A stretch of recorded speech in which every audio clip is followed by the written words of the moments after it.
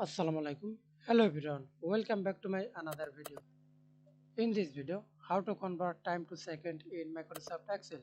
First of all, we can see this hour, minute and second.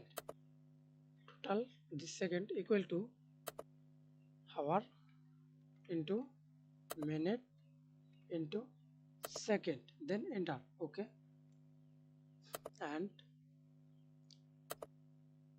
drag this. Then click home. Tab number. Select number 0. Then OK. Equal to into 86400. Then enter. Double click to autofill. Thanks for watching video. Please subscribe to my channel, like, comment, share. Thank you.